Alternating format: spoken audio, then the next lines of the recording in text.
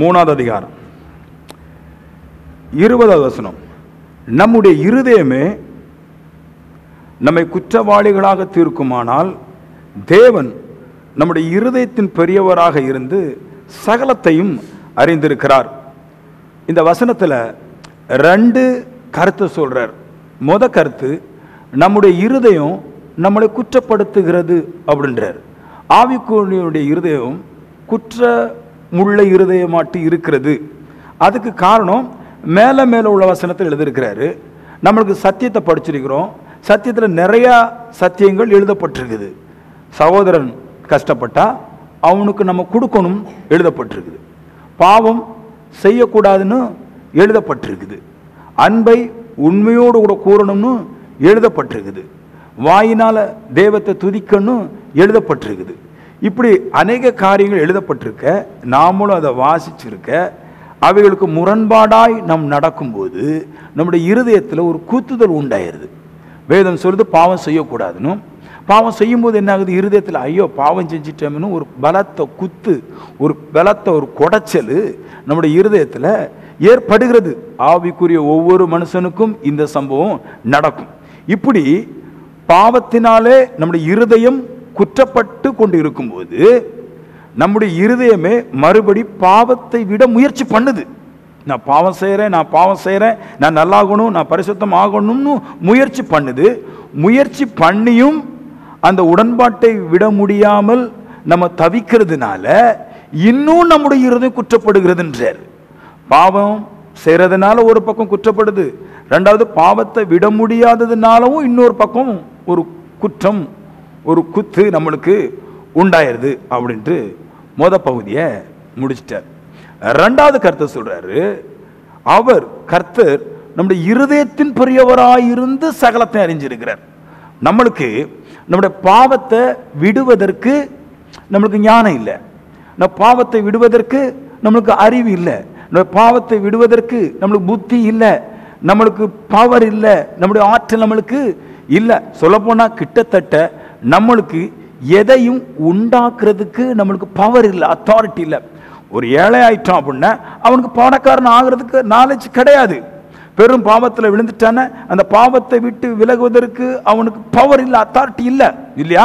இப்படி இருக்கும்போது சொல்றாரு, நம்முடைய இருதயம் பாவத்தை விடுவதற்கும் பொருளாதாரத்தை சேகரிக்கிறதுக்கு எவ்வளோ ட்ரை பண்ணுது, முயற்சி பண்ணுது, ஆனால் முடியல. அப்படி முடியாத இருதயத்துக்கிட்ட கர்த்தர் வர்றாரு. உங்களுடைய இருதயத்தை விடவும் பெரியவராயிருந்து சகலத்தை அறிஞ்சிருக்கிறார் அப்படின்றார். என்ன அர்த்தம் அப்படின்னா, உங்க இருதயம் எதையெல்லாம் செய்ய வேண்டும் என்று முயற்சி பண்ணி தோற்று கிடக்குதோ அந்த இருதயத்தை அவர், அந்த இருதயத்தை பார்க்கல பெரியவராயிருந்து சகலத்தையும் உனக்கு எப்படி தர முடியும் என்று அவருக்கு அந்த ஆற்றல் இருக்கின்றார். உங்களால முடியாதத, உங்களால பாவத்தை முடியாதது, பாவத்தை போக்க முடியாதத, உங்களால நல்லா வர முடியாத அந்த தன்மையை தேவன் அதுக்கும் பெரியவராயிருந்து சகலத்தை அறிந்து உங்களுக்கு தர முடியும், உங்களை மாற்ற முடியும் அப்படின்ட்டு அவர் சொல்றார். முதல்ல பாவம் எவ்வளவு வீரியம் உள்ளது அப்படின்னு நீங்க புரிஞ்சுக்கணும். ஏன்னா மனுஷன் ஈஸியா பாவத்தில் விழுந்துடுறான், இல்லையா? ஒரு பண்டிகைன்னா பண்டிகைக்கு குடிக்கிறதுக்கே வர்றான், ஒரு கிறிஸ்துமஸ்ன வெளியூர்ல இருந்து குடிக்கிறதுக்கே வர்றான், ஒரு பொங்கல்னா அங்க நல்லா 3 நாள் 4 நாளைக்கு நல்ல பாவத்தில் மூழ்கிறதுக்கே வர்றான். அவனுக்கு இந்த பாவத்தை பத்தி சரியான நாலேஜ் இல்லை, அவனுக்கு விஸ்டம் இல்லாததுனால, ஞானம் இல்லாததுனால ஈஸியா வந்து விழுந்துடுறான். இங்கே பிரச்சனை என்னதுன்னா, இந்த உலகத்தில் இருக்கிற ஜனங்களுக்கு 2 முக்கியமான கருத்து இல்லை. ஒன்று பாவத்துடைய வல்லமையும் தெரியல, இன்னொன்று பரிசுத்தத்துடைய வல்லமையும் தெரியல. எதுவுமே தெரியாம தம் மனசுல இஷ்டப்பட்டபடி அவன் வாழுகிறான் அப்படின்றார். அதனால முதல்ல பாவத்துடைய வல்லமே சொல்றேன், முதல் வல்லமே சொல்றேன் நான், இல்லையா? நல்லா பாருங்க, மார்க் எழுதின புஸ்தகம் 13வது அதிகாரம் 19வது வசனம் 20வது வசனம். நான் இதை வாசிக்கிறேன், வாசிச்சுக்கிட்டு அப்புறமா அதை நான் உங்களுக்கு விளக்குறேன். ஏன்னா இது விளக்கி சொன்னாதான் புரியும். அந்த மாடல் தான் இது எழுதப்பட்டிருக்குது. ஏனெனில் தேவன் உலகத்தை சிருஷ்டித்த முதல் இதுவரைக்கும் சம்பவித்திராததும் இனிமேல் சம்பவியாததுமான உபத்திரம் நாட்களில் உண்டாயிருக்கும். கர்த்தர் நாட்களை குறைத்தராவிட்டால் ஒருவனாகிலும் தப்பி போவதில்லை. நாம் தெரிந்து கொண்ட ஒரு நிமித்தமே அவர் அந்த நாட்களை குறைத்திருக்கிறார். நல்லா கேளுங்க, பாவத்துடைய வல்லமை முதல்ல சொல்றேன். மனுஷனை தேவன் சிருஷ்டித்த போது மனுஷன் மரணம் இல்லாதவனாய் அவனை சிருஷ்டித்தார். மனுஷனை உண்டாக்கும் போது எல்லாரும் சொல்ற மாதிரி குரங்குல இருந்து மனுஷன் வரல. சயின்டிஸ்ட்லாம் சொல்றாங்க குரங்குல இருந்து மனுஷன் வரான் அப்படின்னு. கிடையாது, பரிணாம வளர்ச்சி அப்படின்றான். குரங்கு முதல்ல குரங்கா இருந்துச்சு, அப்புறம் வால் வந்துச்சு, அப்புறம் வால் கட்டையாயிட்டு மூஞ்சில முடியெல்லாம் போயிட்டு மனுஷன் ஆயிட்டான்றான். அப்படிலாம் வராது, சரியா? அந்த மாதிரி வர முடியாது. அப்படின்னா ஆதி முதல் கொண்டே மனுஷன் குரங்காட்டே தான் வாழ்ந்து வாழ்ந்து வாழ்ந்து வாழ்ந்து வாழ்ந்து வாழ்ந்து வந்து வந்துட்டே இருக்கணும். எந்த வருஷத்துல முழு பூர்ணம் அடைஞ்சான்னு யாருக்கும் தெரியாது. அது சுத்த போய் மனுஷன் அது எப்படி சொல்ற பாருங்க, மாங்கால இருந்து மாங்காய் தான் வரும், தேங்காய் வராது. ஆமேன்னு சொல்லுங்களேன். மனுஷன்ல இருந்து குரங்கு வர முடியாது, குரங்குல இருந்து மனுஷன் வர முடியாது. ஏன்னா மாங்காய் மாங்காவை தரும், தேங்காய் தேங்காவை தரும், புளி புளியை தரும், இல்லையா? அப்போ நாய் குட்டியை போடும், பூனை குட்டி தான் போடும். இப்படித்தான் எல்லாம் அது ஒரு குட்டி தான் போடும். ஆனா குரங்கு மட்டும் மனுஷ குட்டியா வராது. மனுஷனா தான் பிறந்தான், தேவன் பிறப்பிச்சாரு. அப்படி மரணம் இல்லாதவனாய் தான் மனுஷனை தேவன் சிருஷ்டித்தார். சிருஷ்டித்த போது மனுஷன் பாவம் செஞ்ச உடனே இப்போ அவனுக்கு ஆயுசு காலங்கள் குறுகிட்டு, சாவே கிடையாது ஒரு மனுஷனுக்கு. இப்போ ஆயுசு வருஷம் ஒரு 1000 வருஷத்துக்குள்ளாய் கொண்டு விடப்பட்டார். எது இப்படி கொண்டு வந்துச்சு? சாவே இல்லாத மனுஷனுக்கு 1000 வருஷம் மட்டும் வாழ்வதற்கு ஒரு கட்டளை பிறப்பிக்கப்பட்டது. எது அது கொண்டு வந்துச்சுன்னா பாவம். அவன் அறிவில்லாம பாவம் செஞ்சிட்டான். அதெல்லாம் ஒரு பொருட்டை எடுக்கிற கிடையாது.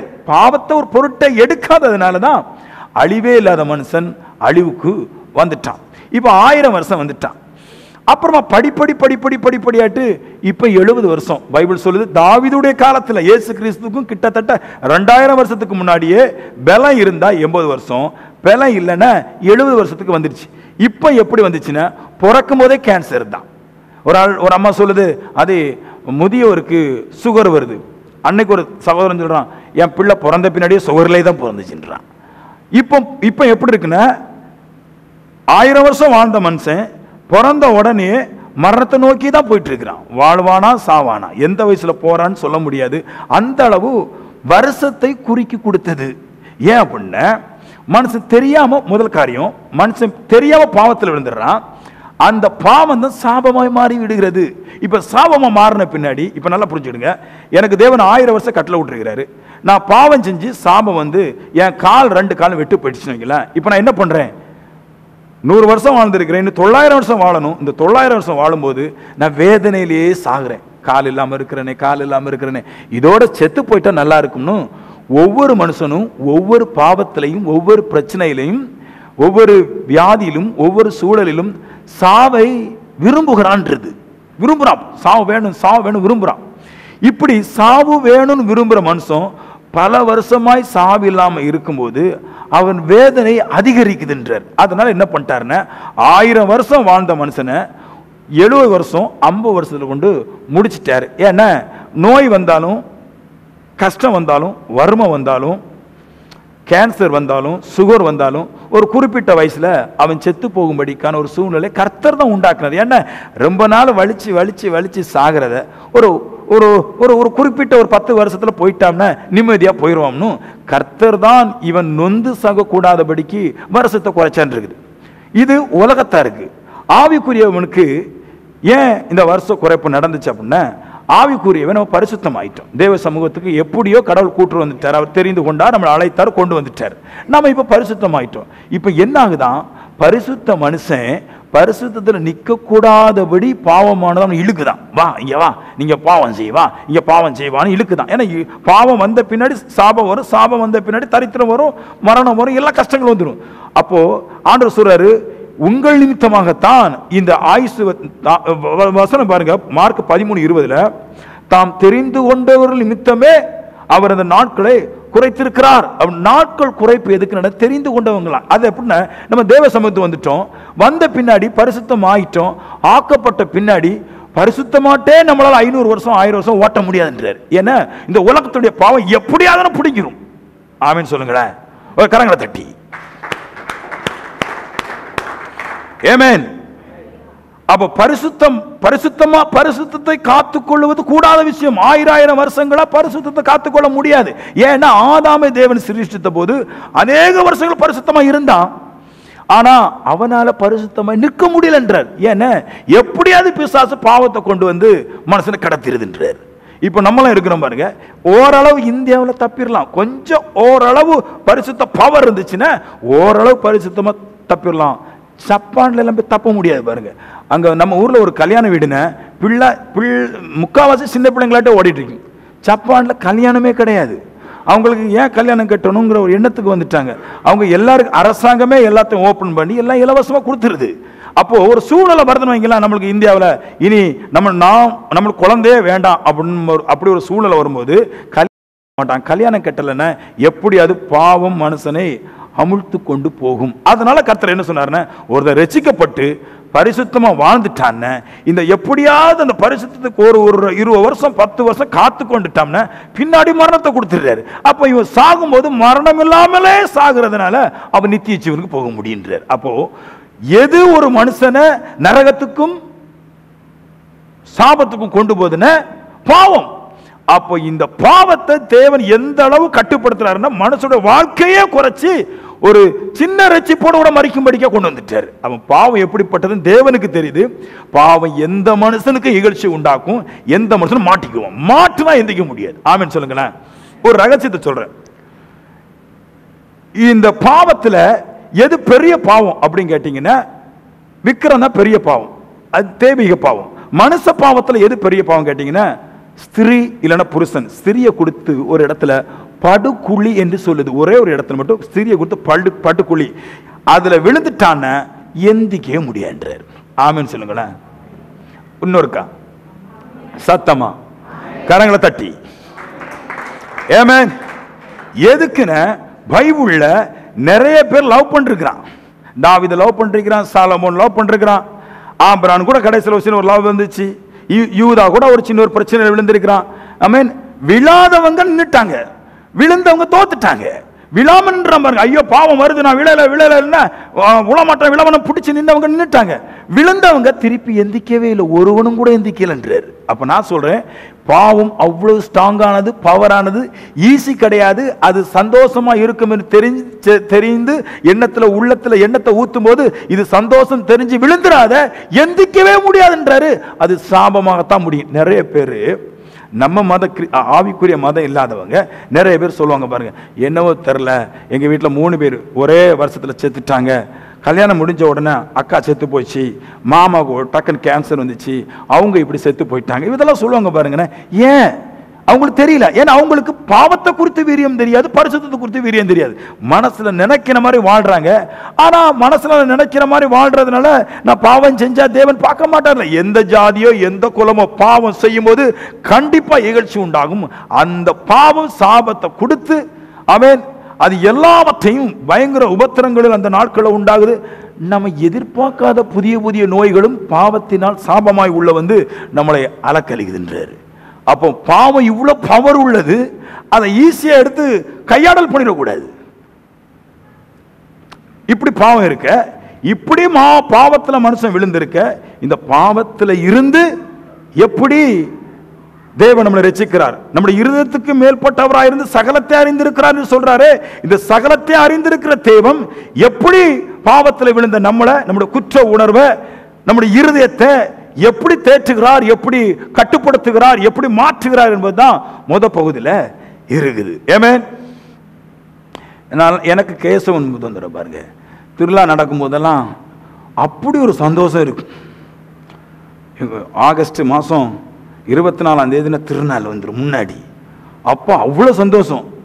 ஏன்னா உள்ளுக்குள்ள முதல்ல ஒரு மைண்ட் வரும், தேன்குடலாம் கொண்டு இதில் தான் அடுக்கி வைப்பாங்க, அவர் தூங்கும்போது எப்படியோ 2 பெட்டியை தூக்கிட்டு ஓடிடலாம் அப்படின்னு தோணும். அந்த திருலாம் சொல்லும்போது இந்த கபடு எண்ணங்களும் உள்ள வரும். திருலாம் சொன்ன உடனே அப்போதான் எண்ணம் வரும், நம்ம ஊரில் படிச்சிருந்த அந்த பெரிய காட்டு பொண்ணுங்க 2-3 உண்டு, கண்டிப்பாக நம்ம கூட படிச்சிருக்கிற பொண்ணுங்களோ பசங்களை யாராவது திருவிழாவை கூப்பிடுவாங்க, நம்ம ஒரு ரவுண்டு அடிச்சிட வேண்டித்தான். ஆமேன்னு சொல்லுங்களேன். அந்த பண்டிகை என்று சொல்லும்போது எனக்கு அந்த பாவம் தான் முன்னாடி ஓடி வருது. அப்பா ஸ்கூலில் டீச்சர்லாம் பேச விட மாட்டான், அதனால் இது 10 நாளைக்கு எப்படி இந்த அவங்களுக்கும் திங்க் பண்ணு பாருங்க, அந்த பொண்ணுக்கும் இந்த அக்காவுக்கும் குடும்பம் இருக்குது, அப்போ 10 நாள் நம்ம ஊருக்கு திருவிழாவுக்கு வந்துடுவா அப்படின்னு ஒரு மைண்டு எப்பவுமே பாவத்தையே ஃபோக்கஸ் பண்ணுது. உண்மையே இல்லையா? நம்ம பண்டிகையில் நம்முடைய திருவிழாக்கள்ல இதே அல்லாமல் வேற ஒன்றுமே உள்ள வராது. என்ன, இதுதான் மனுஷ வாழ்க்கை. மனுஷ வாழ்க்கை இப்படி விட்டாங்க பாருங்க, இதுதான் இருக்கும் இல்லையா? அப்படி இருந்த இருதயத்தை தேவன் வேறொரு வடிவத்துக்கு கொண்டு வர முடின்றாரு. நல்லா கேட்கணும். 2 வசனம் சொல்றேன் நான். பாவத்தில் விழுந்து கிடக்கிறவங்க, குற்ற உணர்வுல இருக்கிறவங்க, சண்டை போடுறவங்க,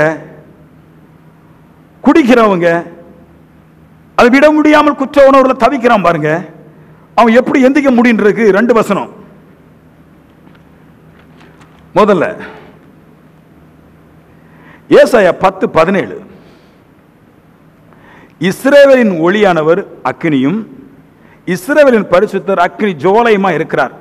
ஒரே நாளில முட்செடிகளையும் நெறிஞ்சல்களையும் பட்சித்து போடுகிறார், சுட்டரித்து போடுகிறார்ன்றது. இங்க ஒரு தேவத்தை பைபிள் காமிக்குது. அவர் பேர் இஸ்ரவேலின் ஒளியானவர். இஸ்ரவேல்ல ஒரு ஒளி இருக்குதுன்றார் இல்லையா? இது எப்படி சொல்றாரு? இந்த தீ எப்படி வரும் அப்படின்னு கேட்டீங்கன்னா, பயங்கரமான ஒளியில இருந்தா தீ வரும். ஒளி அதிகரிக்க அதிகரிக்க வெப்பம் உண்டாகும், அதுல அக்கினி உண்டாகும் இல்லையா? இப்போ இஸ்ரவேல்ல ஒரு தேவன் இருக்கிறாராம். அந்த தெய்வம் சொல்றாரு ஒளியா இருக்கிறார், ஒளியானவர் அக்கினியா மாறுறாருன்றாரு. என்ன செய்து?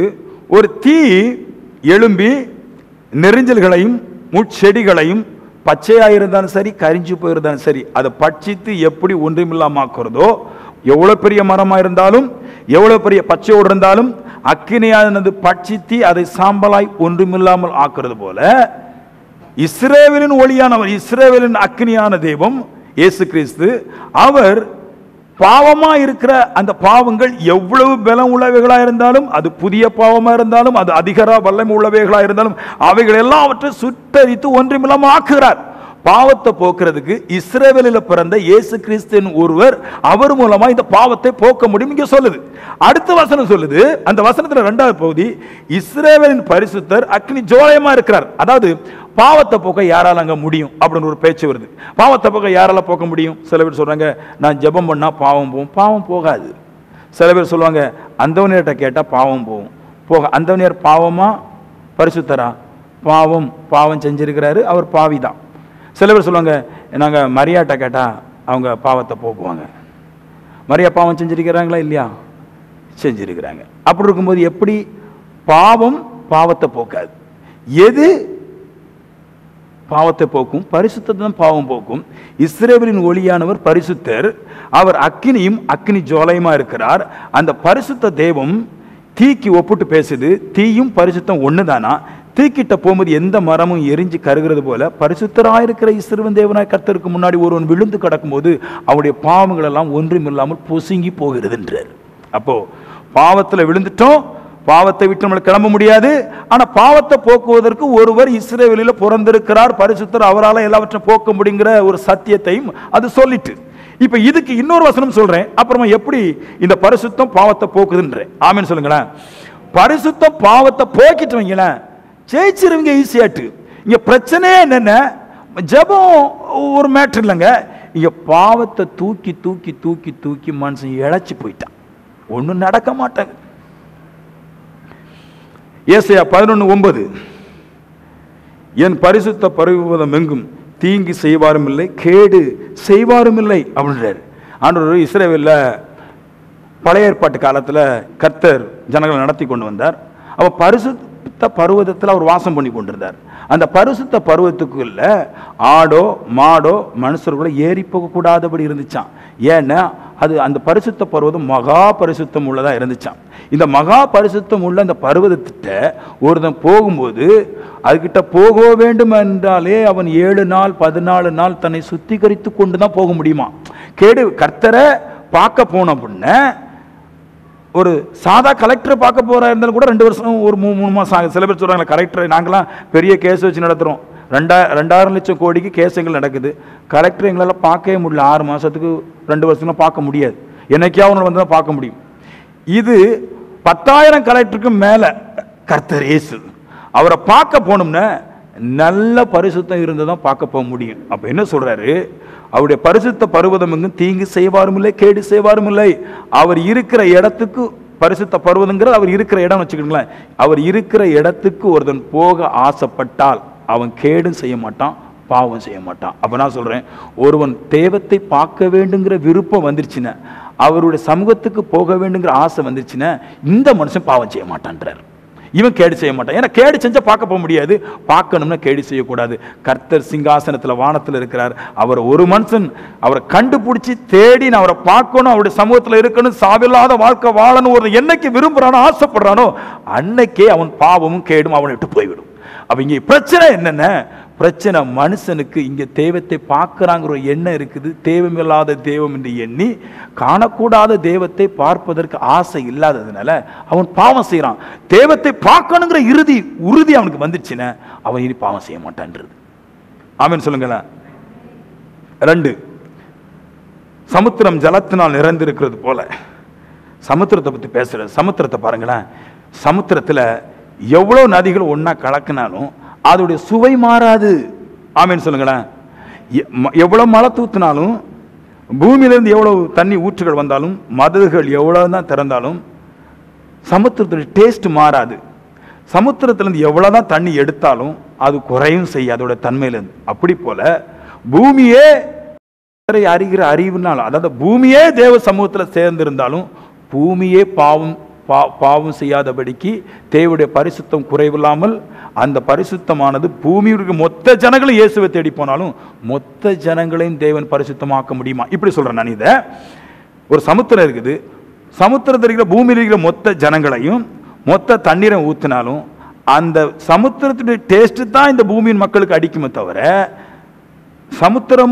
சமுத்திரத்தை ஜனங்களோ ஜலமோ சுவை மாற்ற முடியாது. அப்படி போல மகாதேவனாகிய பரிசுத்தரா இருக்கிற இயேசு கிறிஸ்து இடத்துல இந்த உலகத்தின் குடிகள் எல்லாரும் சேர்ந்த ஒரு சமூகத்தில் விழுந்து கடந்தாலும் அத்தனை பேரையும் சுகமாக்கக்கூடிய பரிசுத்தமாக்கக்கூடிய ஆற்றல் அவர்கிட்ட இருக்குதுன்னு சொல்லுது. இங்கே சொல்லுது. அது எப்படி சொல்லுதுன்னா, சமுத்திரம் ஜலத்தினால் நிறைந்திருக்கிற போல பூமி கர்த்தரை அறிகிற அறிவினால் நிறைந்திருக்குன்னு ஒரு பாயிண்ட் போடுது. எப்படின்னா, பூமியில் இருக்கிற எல்லா ஜனங்களும் கர்த்தரை அறிகிற அறிவினால் நிறைந்திருந்தால் அப்படின்னா கர்த்தர் இங்கே இல்லை வானத்தில் தான் இருக்கிறாருங்கிற அந்த அறிவு உனக்கு உண்டாயிட்டுன அவன் எப்படியாவது பார்க்க போவதற்காக அவன் கேடையெல்லாம் விட்டுருவான்றது.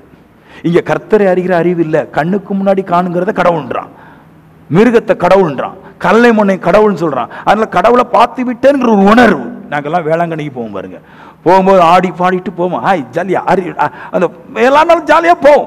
ஆமென். லைட்டு போடும்போது கொஞ்சம் பேர் ஆடுவாங்க, லைட் ஆஃப் பண்ணணும் கொஞ்சம் பேர் ஆடுவாங்க, ஆட்டம் மாற மாதிரி இருக்கும். அப்புறம் அங்கே போய் பார்த்துட்டு ஒரு மாலையை போட்டு நீங்கள் வரும்போது ஒரு ராஜா மாதிரி ஒரு ஃபீல், கடவுளை பார்த்தாச்சு, நான் போன வருஷம் போயிட்டு வந்தேன், நானும் பார்த்துட்டேன். இதனால தான் மனுஷன் பாவம் செய்கிறாங்க. கடவுளை பார்த்துட்டேன்னு ஃபீல் வந்துருச்சு பாருங்க. அந்த ஃபீல் வரக்கூடாது. நான் கடவுளை இனிதான் பார்க்க போறேன், கர்த்தரை அறிகிற அறிவினாலே நான் பூமி முழுவதும் கர்த்தரை அறிகிற அறிவினால் நிரம்பி இருக்கின்றார். கர்த்தரை அறிகிற அறிவினால மட்டும்தான் அவன் கர்த்தரை அறிய வேண்டும் அறிய வேண்டும் அறிய வேண்டும் என்று சொல்லி கர்த்தரை அறிய அறிய அறிய அறிய. நான் ஒன்று சொல்றேன், கர்த்தரை அறியதான் முடியும், பார்க்க முடியாது. கைத்தட்டுங்களா இருக்கா? எவ்வளவு பெரிய ரெவலேஷன் பாருங்க. கர்த்தரை கடவுளை பார்க்க முடியாது, அறிந்து கொள்ள முடியும். அந்த கர்த்தரை அறிகிற அறிவினால, பூமியே கர்த்தரை அறிகிற அறிவினாலே இந்த பூமி முழுவதும் பரலோக ராஜ்யத்துக்கு போக முடியும். அந்த அளவுக்கு தேவனுடைய பரிசுத்தம் குறைவில்லாத தேவைகளாக இருக்கிறது. சமுத்திரத்தை போல நிறைஞ்சிருக்குது, பர்வதம் முழுவதும் அது மலைகளால் நிரப்பப்பட்டிருக்கிறது போல பரிசுத்தம் நிரம்பி இருக்கிறது. அவரை அறிகிற அறிவுல தேடி தேடி தேடி போற மனுஷன் சாபத்திலிருந்தும் பாவத்திலிருந்தும் மரணத்திலிருந்தும் விடுதலாக்கப்பட்டுறான். ஆமென். தெய்வத்தை பார்த்தேன் என்று சொல்ற அத்தனை பேர் பாவத்தில் விழுவான். தெய்வத்தை இனிதான் பார்க்க முடியும் என்று சொல்லுகிறவன் பாவத்தில் விட்டு விலகிறான். ஆமென். சொல்லுங்களேன். இந்த மாதிரிலாம் யாரும் போதிக்கலன்னு பார்க்குறீங்க, இங்கே வந்து உபதேசம் கிடைக்கும், நல்லா சத்தியத்தை கேட்டுடலாம். ஆமென். எப்படி பரிசுத்தமாக்கப்படுறது என்று. சரி, அடுத்த பாயிண்ட் போவோம். ஆமென் சொல்லுங்களேன். கர்த்தரை பார்த்துட்டாங்கிற சந்தோஷத்தை தான் கச்சேரியே ஓடுது. ஆமென் சொல்லுங்கண்ணா. கர்த்தருக்கு வார்த்தைப்பாடு உண்டாக்கி கல்யாணம் முடிஞ்ச பின்னாடி அப்புறமா கர்த்தருக்கே கல்யாணம், அவருக்கே ஜாலி ஆயாச்சு, கர்த்தருக்கே எனக்கு சந்தோஷப்படுத்திட்டோம். இனி ஹாப்பியாக நம்ம அன்பார்ந்த தாய்மார்களே, ஆங்காங்கே இருக்கிற சகோதர சகோதரிகளே, நம்ம ஊர் தலைவரும் நம்ம ஊர் ஃபாதரும் இணைந்து முதலாம் திருப்பலியை முடித்து கடைசி கொடியை இறக்கி நம்மளுக்கு நல்ல கச்சேரிகளை நம் இன்பமாக இருக்கும்படிக்காய் அவர்கள் போடுகிறார்கள். அப்படின்னு சொல்லும்போது என்ன கச்சேரி யார் வராங்களாம்? போன வருஷம் வந்துச்சு, அந்த புள்ள தானே பாட வருது, அந்த குட்டை பாட போட்டிருந்தாலே குரல் ஒரு மாதிரி கட்டியாக வந்துச்சு. ஆம், அப்போ திருவிழா எடுத்ததுக்கு ஒரு நியாயம் இருக்குது. உங்களுக்கு புரியுதா? மனுஷனுக்கு தேவத்தை பார்த்துட்டேன் அப்படின்னா, தேவத்துக்கு பணிவிட செஞ்சுட்டேன் அப்படின்னா அவனுக்கு என்ன ஆயிடுது? இனி ரிலீஸ் ஆயிட்டேன்றான். நான் இன்னும் தெய்வத்தை பார்க்கல, இனிதான் பார்க்க போறேன். Lord is spirit. சொல்லுங்களேன் எல்லாரும், லார்ட் இஸ் ஸ்பிரிட். தேவன் ஆவியா இருக்கிறார், அவரை பார்க்க முடியாது. என்னைக்கு என் மாம்சங்களும் என் சரீரங்களும் ஆவிக்குரிய தன்மைக்கு மாறுதோ அப்பதான் நான் அவரை பார்க்க முடியும். இந்த மாம்சம் பரலோக ராஜ்யத்துக்கு போகாது, இந்த மாம்சம் பரலோக தெய்வத்தை பார்க்க முடியாது. ஆகவே தான் இந்த மாம்சத்தை கொன்று சாவில்லாத ஒரு மாம்சத்தை எடுத்து பாவமில்லாத இருதயத்தை மறுபடியும் நம்மளுக்குள்ளாய் வைத்து அப்பதான் பார்க்க போக முடியுன்றார். ஆமென். 20 வசனத்துல நம்முடைய இருதயமே நம்மை குற்றவாளிகளா தீர்க்குமானால் அப்படின்றார். இது அற்புத விதமான ஒரு வார்த்தை. இது என்னன்னா, நம்முடைய இருதயம் நம்மளை குற்றவாளின்னு தீர்த்துட்டா, நான் சொல்லுவேன், எங்க இருக்கிறீங்க அப்படின்னா தெய்வம் பக்கத்துல வந்துட்டீங்கன்னு அர்த்தம். தீமை நிமித்தம் இருதயம் சோர்ந்து போகுதா? நான் உதாரணத்துக்கு நான் குடிக்க வைங்கலாம். நான் ஒரு பண்டிகைக்கு போய் அங்கே கச்சேரி பார்க்குறேன், நான் ஒரு பண்டிகைக்கு போய் அங்கே ஒரு படத்தை பார்க்குறேன், அங்கே பண்டிகைக்கு போய் நாங்கள் சைட் அடிச்சுட்டு போகிறேன். இந்த தீமையெல்லாம் நான் செய்யும்போது என் இருதயத்தில் ஒரு சோர்வு உண்டாகுன்னு வைங்கலாம். நீங்கள் அப்போ எங்கே இருக்கிறீங்க அர்த்தம்? காட் பக்கத்தில் நெருங்கிட்டீங்க. அடுத்து சொல்கிறாரு, இதெல்லாம் பைபிளில் தான் எடுத்துகிட்டு வந்துடுறேன். அடுத்து சொல்கிறாரு, இருதயம் பாவத்து நிமித்தம் மெழுகை போல உருகுது அப்படின்னா எங்கே இருக்கிறீங்க? கர்த்தர் பக்கத்தில் வந்துட்டீங்க. பாவத்துக்கிட்ட போனோடனே, இப்போ பிராண்டி கடைக்கு போகிறீங்க, போகும்போது இருதயம் வந்து, ஆண்டவரே நான் தெய்வத்துக்கு விரோதமாக பாவம் செய்கிறேன் அப்படின்ட்டு உன் கண் இமையிலிருந்து கண்ணீர் தார தாரையை கொட்டிட்டுனேன், மெழுகை போல் உருகிட்டுனேன் உன் சரீரம். இப்போ சொல்கிறாரு, நீ தேவன் பக்கம் வந்துட்ட. இது எப்படி தேவன் பக்கம் வர்றேன்னு சொல்கிறேன். அதுக்கு முன்னாடி 2 வார்த்தை சொல்லுது, இருதயம் பாவத்து நிமித்தம் தொய்ந்து போகிறதா இருந்தால், ஐயோ ஐயோ ஐயோ இதுகிட்டலாம் நம்மளால் நிற்க முடியாத ஆண்டவரே, ஐயோ ரொம்ப சரீரம் வந்து ரொம்ப உடஞ்சி போயிட்டுனே, நீங்கள் தேவன் பக்கமாய் வந்து விட்டீர்கள். இருதயம் சத்தியத்தினால் குத்தப்படுகிறதா அப்படின்னு தேவன் பக்கமாய் வந்துட்டீங்கன்றார். சங்கீதம் 51:17 சொல்கிறாரு, தேவனுக்கு ஏற்கும் பலிகள் நொறுங்குண்ட ஆவிதான். அவர் சொல்றாரு, தேவனுக்கு நீங்க பலி செலுத்துறீங்களா? என்ன சொல்றாரு? நொறுங்குண்ட ஆவி அப்படின்றார். அதாவது குத்தப்பட்ட இருதயம்ன்றார். உங்களுடைய இருதயத்துல ஒரு குத்துதல் வருதா? உங்க இருதயம் நொறுக்கப்படுதா? அப்ப சொல்றாரு, அது தேவனுக்கேற்ற பலின்றார். இப்போ கடவுளுக்கு போய் மாலை போடுவாங்க, புரியுதா உங்களுக்கு? மாலை போடுறது ஒரு பலி, சாப்பாடு கொடுக்கறது ஒரு போஜன பலி, எல்லாமே பலிக தான். பலினாலே காணிக்க தான். நீங்க காணிக்க கொடுக்குறீங்கல்ல, கடவுள் சொல்றாரு தேவனுக்கு அது ஏற்காது, அது வேண்டாம். மாறாக தேவனிடத்தில் நீங்க போகும்போது உங்க குற்றங்கள் பாவங்கள் தேவனுக்கு தேவ சன்னிதானத்துக்கு போகும்போது இருதயம் நொறுக்கப்பட்டா சொல்றாரு, தேவனுக்கு ஏற்ற பலியை நீ தேவனிடத்துல கொண்டு வந்திருக்கிற, நீ தேவன் பக்கமா வந்துட்டங்கிறார். சரி, இப்போ அதுக்கு நொறுங்குண்டதும் அந்த வசனத்தில் இருக்குது, நொறுங்குண்டதும் நறுங்குண்டதுமான இருதயத்தின் புறக்கணீர் சொல்றாரு. அப்பா, புரோக்கன் ஹார்ட்டையும் கான்ட்ரிட் ஹார்ட்டையும் அவர் புறக்கணிக்க மாட்டார். காட் வில் நாட் டிஸ்பைஸ் இருக்குது. அவர் புறக்கணிக்க மாட்டார். You God will not despise you ஒன்று ஒரு காலம் புறக்கணிக்க மாட்டார். இப்போ சொல்றாரு, இதான் நல்ல பலி இல்லையா? என் இருதயம் ஒட்டையுது பாருங்க, பாவம் செஞ்ச உடனே இருதயம் ஒரு மாதிரி நறுக்கு பொறுக்குன்னு வருது வைங்களேன் இல்லையா? அந்த நறுங்குண்டதுக்கு நான் படித்தேன், பைபிள் சொல்லுது, ஒரு பெரிய நல்ல பாம்பு ஒரு மனுஷனை சுத்திட்டு நெருக்கும் போது உள்ளுக்குள்ள எல்லா பகுதியிலும் கடுப்புடு கடுப்புன்னு கேட்குமா.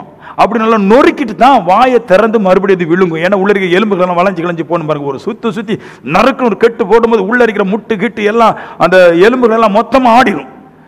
அதான் நறுங்குண்டது இருக்குது. அதாவது சுக்குநூறு ஆக்குறதுக்கு பிறகு நறுங்குண்டது. இந்த நறுங்குண்ட இருதயம் பாவத்தை பார்த்தாலும் இருதயம் அப்படியே சுக்குநூறா காலு கை விரலெல்லாம் ஆட்டம் கொடுத்துன்னு வைக்கல. அவர் சொல்றாரு, நீ கடவுள் பக்கத்தில் வந்துட்டேன்றார். ஏன் இந்த பாவத்தை நினைச்சு நொறுங்குண்டதும் உடைக்கப்படுகிறதும் ஏன் வருது அப்படின்னா, அது இயேசுவால் மட்டும்தான் முடியும். ஆகவே இயேசு பக்கம் வந்துட்டேன். ஏன்னா உலகத்தில் எந்த தேவனையும் செய்ய முடியாது. ஏன்னா எல்லா தேவங்களும் பாவத்தை வந்து என்கரேஜ் பண்ணுது. புரியுதா உங்களுக்கு? எல்லா தெய்வங்களும் பாவத்தை என்கரேஜ் பண்ணுது. எல்லா தெய்வங்களும் பாவம் செஞ்சது பாவத்தை என்கரேஜ் பண்ணுது. தேவன் மட்டும்தான் பாவத்தை விளக்குறாரு. அப்போ பாவத்தை உனக்கு விளக்க வேண்டுங்கிற அந்த இருதயம் உள்ள வந்துச்சுனாலே, இது யார் செய்யறான? கர்த்தர் செய்யறதுனால மட்டும்தான் இந்த பாவத்தில் இருந்து எனக்கு நொறுக்கப்பட்ட இருதயம் வருது. அப்படின்னா நான் புரிஞ்சுக்கலாம், என் ஆவில தெரியுது, என் பாவம் என்னுடைய இருதயம் பாவத்தை பார்த்து பயப்படுது, பாவத்துக்கு பேரக்கூடாது சொல்லுது, பாவத்தை ஒதுக்குன்னு சொல்லுதுன்னு நீ கர்த்தர் பக்கம் வந்துட்ட. என்னைக்கு பாவம் ஒரு பொருட்டலன்றியோ ரொம்ப தூரமா இருக்கிற, நீ ரொம்ப தூரமா இருக்கிற. பாவம் ஒரு பிரச்சனை இல்லைங்க, அப்படி போயிட்டு வரலாம், ஒரு பிரச்சனை இல்லை. படமெல்லாம் ஒரு பிரச்சனை இல்லைங்க. டிவியில் ஒரு கதவை கேட்கறதாங்க ஒரு பிரச்சனை. மனைவிக்கு பிச்சாங்கிறதுக்கு 4 அடி அடிச்சேன், அது ஒரு பிரச்சனையா? எங்க அப்பாவை பார்த்து கண்டதெல்லாம் பேசினேன், அதெல்லாம் ஒரு பிரச்சனையா? இப்படி இந்த ஹார்ட் இல்லாம சின்ன சின்ன பாவத்துக்கு உன் கால் கை நடுங்குமானால் இந்த நடுக்கத்தை தந்தது கர்த்தர். கர்த்தர் பக்கம் வந்துட்டு. ஆமென். பாருங்க, உலகத்துல எல்லாரும் கடவுளை தான் ஆராதிக்கிறான், பட் பாவத்துக்கு பயப்பட மாட்டான், அடிச்சு தும்சம் பண்ணிடுவான். ஆவிக்குரியவன் சொல்றாரு, கர்த்தர் உடையவன் சொல்றாரு, கர்த்தருக்கேற்றவன், கர்த்தருக்கு விருப்பப்பட்டவன் அந்த சத்தியங்களை கேட்கும் போது, ஆண்டவரே அந்த காலு கையெல்லாம் நடுங்கும். அப்போ நீ கர்த்தர் பக்கம் வந்துட்டு. பாவத்துக்கு வந்து பயம் உள்ளவன் தான் அவன் கடவுள்கிட்ட வந்துட்டான், பக்கத்தில் வந்துட்டான் இல்லையா? அவன் பாவத்தை விட்டுருவான், சாபம் போயிடும். டாக்டர்கிட்ட போய் நான் சில நேரத்தில் நம்மளுக்கும் யூரின் ப்ராப்ளம் வரதானே செய்யும், நம்மளும் மனுஷன் தானே. 10 மணி நேரம் அடிக்கிறோம், சவ ஃபுல்லாக வெக்க அடிக்கும், யூரின் வராது. சரி, இப்போ யூரின் டெஸ்ட் பண்ணுவோம், சுகர் எதாவது இருக்கான்னு. முதல்ல டெஸ்ட் பண்ணுறதுக்கு முன்னாடி கேட்டான், உங்கள் அப்பா அம்மாவுக்கு உண்டுமான்னு கேட்டான். ஏன் கேட்டான்? ஏன்டா நீ அப்படி கேட்குற? இல்லை, அது அப்படி இந்த சாபம் அப்படி தொடர்ந்து வரத்தான் செய்யும் அப்படின்னா. அது சரி. அப்போ எங்கள் அப்பா பாவம் செஞ்சாலும் அது எனக்கு உண்டு, உண்டு. அவர் வந்து என்ன நோயில் இருந்தாரோ அந்த நோயெல்லாம் உங்களுக்கு வந்துடும். அவர் கேன்சர்னா உங்களுக்கு கேன்சர் தலைமுறையாக வரும், அவருக்கு சுகர்னா உங்களுக்கு வந்துடும் அப்படின்னார். சரி, முதலே பயத்தை காட்டினா குத்தி விடுமான்னே. சுகர் 85 தான் இருந்துச்சு. அப்போ அப்பாவுக்கு சுகர் இருந்துச்சு, நம்மளுக்கு சுகர் இல்லை அப்படின்னு ஒரு மனசில் ஒரு எண்ணம் வந்துச்சு. இதை நான் ஏன் சொல்கிறேன் அப்படின்னா, தகப்பனுடைய பாவம், தகப்பனுடைய பாவம் யாரால மட்டும் நொறுக்கப்படும் அப்படின்னா இயேசு கிறிஸ்துவால மட்டும்தான் நொறுக்கப்படும். இப்போ உங்களுக்கு எப்போ உங்க தகப்பனுக்கு பாவத்தை குறித்து அதை அசால்ட்டா எடுத்ததுனால அது உங்களை பிடிச்சது. நீங்கள் பாவத்தை குறித்து பயப்படுறதுனால இப்போ உங்க தகப்பன் இருந்த ஆவி வேற, உங்க ஆவி வேற. தகப்ப பாவத்தை என்கரேஜ் பண்ண, பாவத்துக்கு முன்னாடி ஓடுனா, நீ பாவத்தை வெறுக்கிற. அப்பவே புரிஞ்சுக்க, எப்ப தகப்ப பாவத்தை என்கரேஜ் பண்ணி நீ பாவத்தை வெறுத்தியோ அப்பவே உன் ஹார்ட் பிரிஞ்சிருச்சு. இனி கண்டிப்பா சரீரத்தில் இருக்கிற பிரச்சனையும் புரியும். எப்படி புரியும் அப்படின்னா, பாவத்தை அசட்டை பண்றவன் பாவம் செய்து அதிலே மூழ்கி போறான். பாவத்துக்கு பயப்படுறவன் பாவத்தை விட்டு விட்டு கர்த்தர் பக்கமா திரும்புறான். அந்த கர்த்தர் அவனை மாற்றுகிறார். இப்போ போம்பாரு, இப்போ ஒரு அற்புத விதமான ஒரு பகுதியை சொல்றேன். இருதய நொறுங்குண்டவர்களை கர்த்தர் குணமாக்குறார். சங்கீதம் 147:3. அவருடைய காயங்களை கட்டுகிறார். சொல்றாரு, இருதயத்தில் ஏகப்பட்ட நொறுக்கும், பாவத்தை நினைச்சு, அப்புறம் நோய்களை நினைச்சு, சாபங்களை நினைச்சு, எப்படி மாறுது, பாவம் எப்படி போகுது, சாபம் இன்னைக்கு எப்படி போகுது, அதான் நான் சொல்லி தரப்போறேன். ஆமேன் சொல்லுங்களா? சுகர் போகணுமா? ஆமேன். அப்பா சுகர் வராம இருக்கணுமா? அப்பாவுடைய முதுகுவலி எனக்கு வராமல் இருக்கணுமா? எங்கள் அப்பா என்னென்ன இளவெல்லாம் செஞ்சாரோ தெரில, நம்மளையும் பின் சுற்றிட்டே வரும்.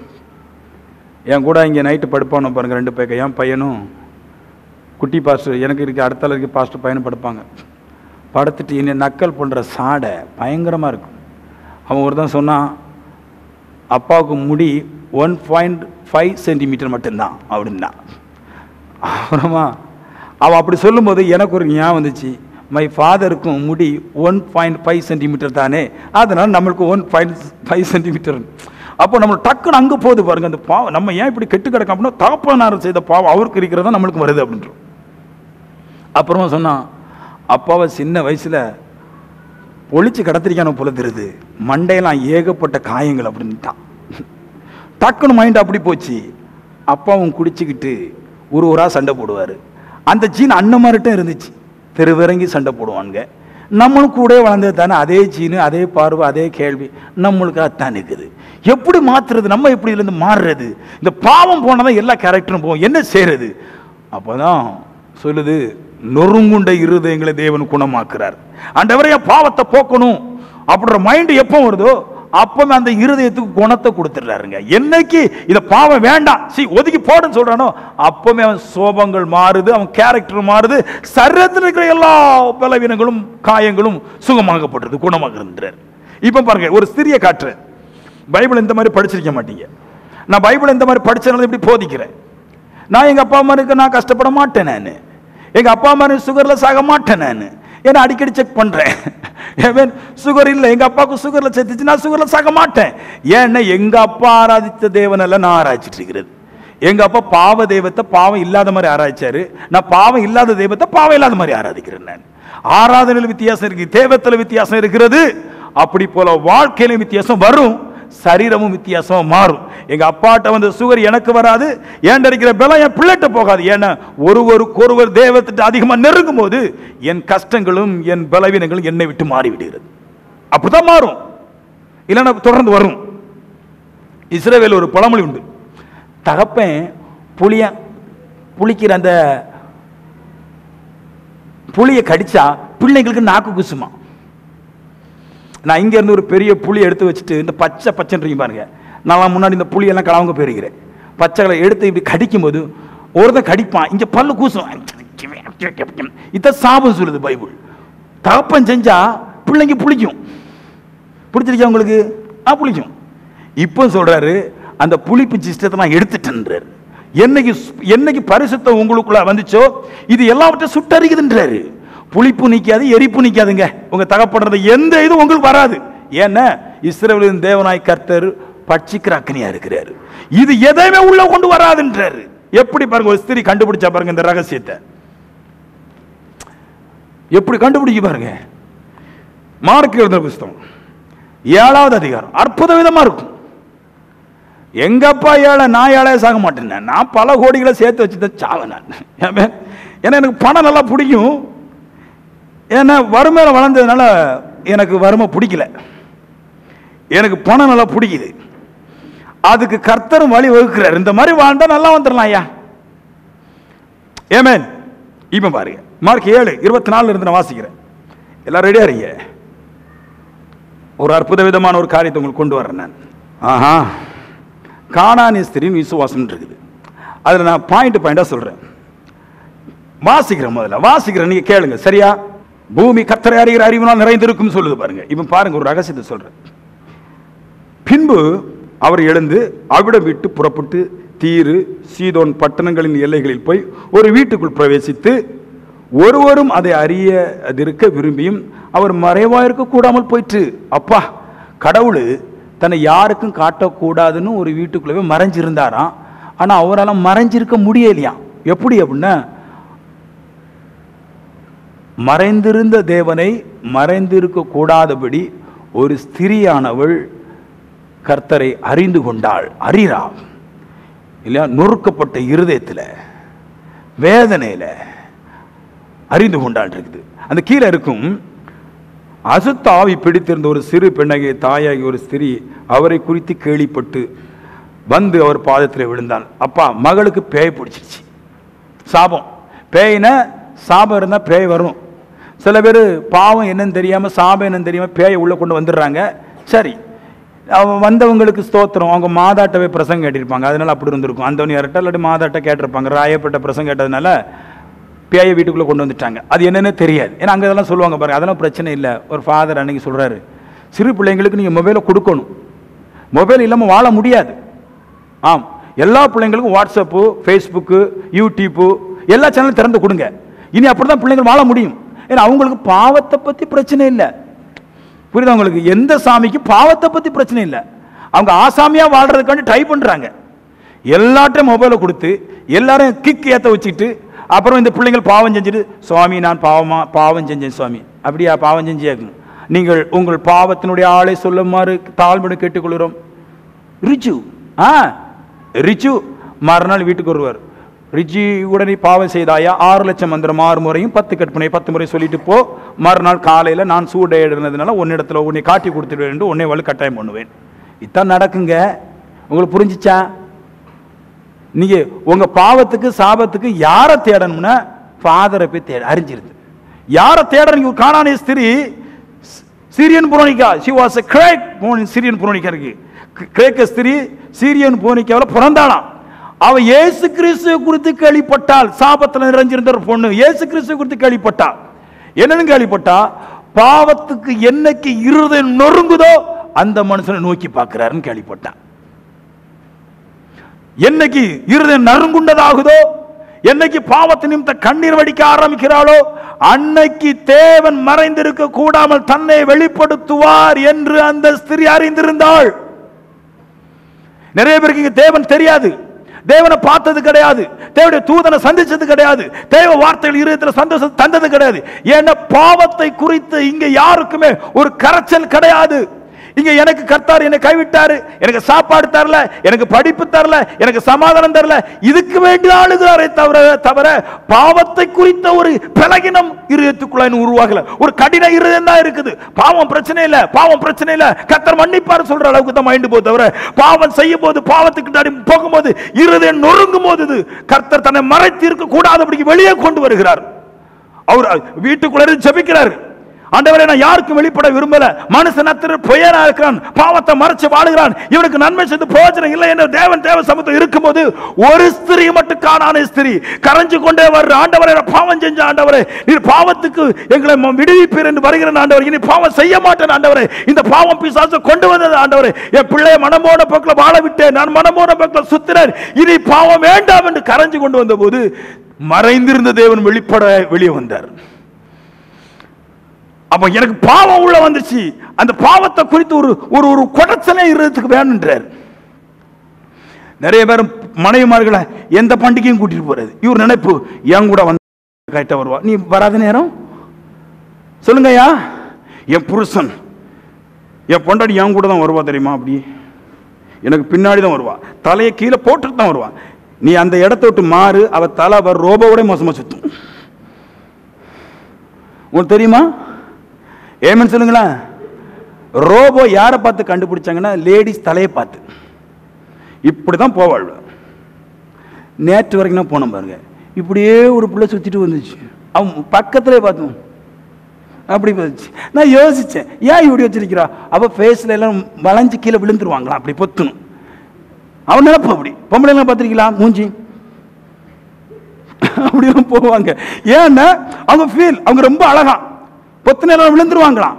ஐயோ போங்கடி, நீங்க அப்படி கிடையாது, நீங்க அழகா இருந்தாலும் அழகா இல்லாம இருந்தாலும் பேச்சு உள்ள வரும்போது பாவம் வரும். அழகுல யாரும் வாங்கிட முடியாது.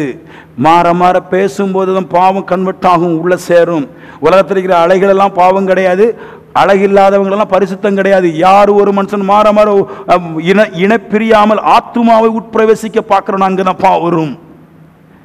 இவளுக்கு ஒரு எண்ணம் வந்துச்சு, நான் சீரியன் புரோனிக்கா கிரேக்க ஸ்திரீ, அவருடைய என்ன அர்த்தம், அவங்களுக்கு லெஸ்பியன் உறவு உள்ள ஸ்திரீகள், கானானிய ஸ்திரீகள்னா பாவத்தை அவங்க பாவத்துக்கு விரோதமாய் மாற்றி, ரோமர் 1 சொல்றது பாவத்தை பாவ சுபாவத்துக்கு விரோதமாய் மாற்றினார்கள் இவர்கள் அப்படின்றது. இவங்க பாவத்தை ஆணும் பெண்ணுமாய் கட்டிக்கொள்ளாமல் பாவத்தை பெண்ணும் பெண்ணும் ஆணும் ஆணுமாய் புனைகிறவர்களாய் மாறினார்கள் இருக்குது. சோதோகுமாரன் பட்டணத்தை போல பாவத்துக்கு மேம்பட்டு பாவம் தப்பில்லைன்னு சொல்லி சொல்லி பாவத்தில் சந்தோஷத்தை எங்கெல்லாம் தேட முடியும் அங்கெல்லாம் தேடி பாவத்துக்குள்ளாய் போனவள்.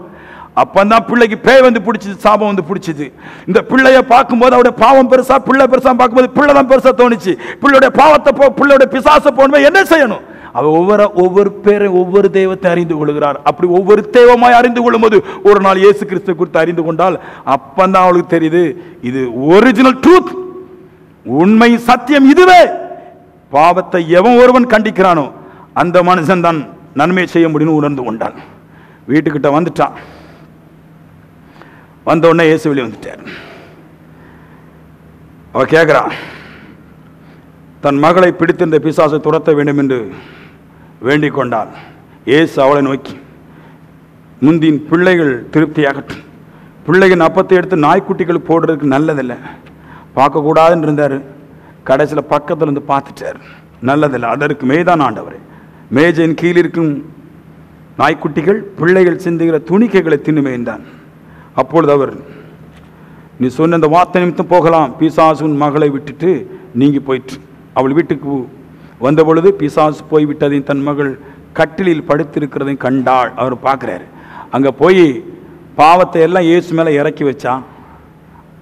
ஆண்டவர் சொல்கிறாரு, பாவத்தை எல்லாம் என் மேலே இறக்கி வச்சுட்ட, இனி பாவம் செய்ய மாட்டேங்கிற உடன்படிக்கையில் வந்துட்ட, வீட்டுக்கு போ, நடக்கிறத பாப்பன்னார். அங்கே வீட்டுக்கு போய் பார்த்தா பிள்ளை பிசாசு போய், அதாவது சாபம் போய் ஃப்ரீயாக படுத்துட்டு இருக்கிறா. அப்போ நான் சொல்கிறேன், என்னைக்கு நொறுக்கப்படுறீங்களோ, என்னைக்கு இருக்கிறத விடன்னு ஆசைப்படுறீங்களோ, என்னைக்கு பாவம் வேண்டான்னு கஷ்டப்பட்டு பாவத்துக்கு அவங்கள ஒதுக்கி கொள்கிறீர்களோ, நீங்கள் ஜெயிப்பீர்கள். நீங்கள் கண்டிப்பாக ஜெயிப்பீங்க. இருக்கீங்களா? தேவன் வெளிப்படுவார். மறைந்திருக்கிற தேவன் மறைந்திருக்க கூடாமல் வெளியரங்கமாய் உங்களுக்கு காமிப்பார். ஈஸி கர்த்தரை பார்க்கிறது. நம்ம வீட்டில எல்லாம்